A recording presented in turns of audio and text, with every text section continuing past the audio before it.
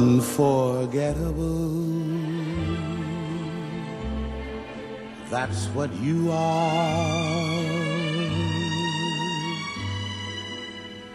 Unforgettable, though near or far. Fred, he was a great man. He worked, he loved all his children, he loved all his grandchildren, and then what had to happen then was he started forgetting things, you know, and that, and, you know, we've laughed about it, and things what he's done, we've really laughed. My sister used to sit with him on a Friday, and I used to take my mum shopping, and he knew that routine, that when we came back, we'd done the shopping, he was allowed to have a cup of tea and a cigarette, and he used to start rubbing his hands because he knew that he was allowed these things. No, it was a pleasure to go and see Fred and help him, because it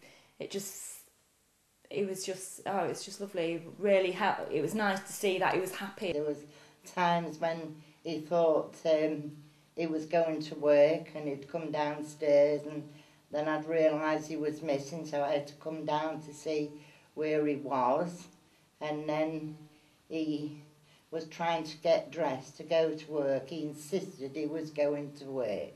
Myself or my sister or my two brothers at my mum's helping out, because the carers was there during the day, 3 times a day, and then we had the night sitters. He would even suggest he was going out to the shop and that. Now, one time he did get out to go to the shop, and I realised, you know, he'd gone, and then it was just waiting for somebody to go see him, to find him.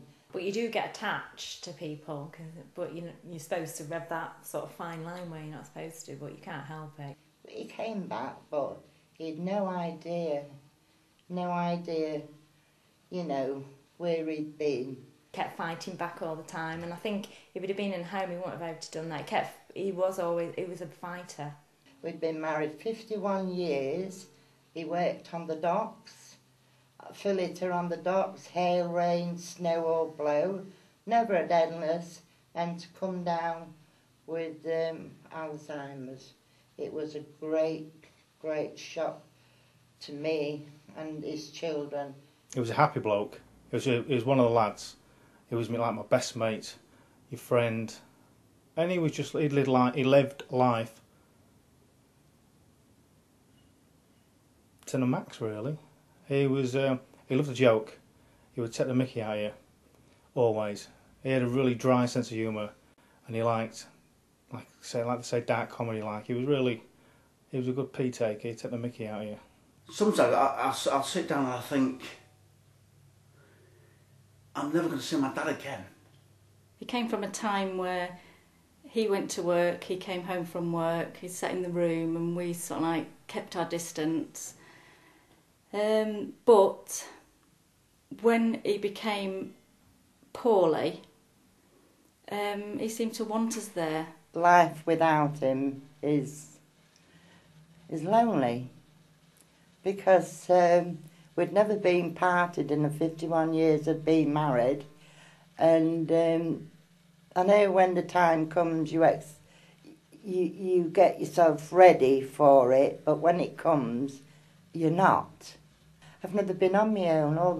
All the years I've been married and that, I've never been left on my own, and it's been hard, really hard. But time will heal. I hope so. I do really miss him.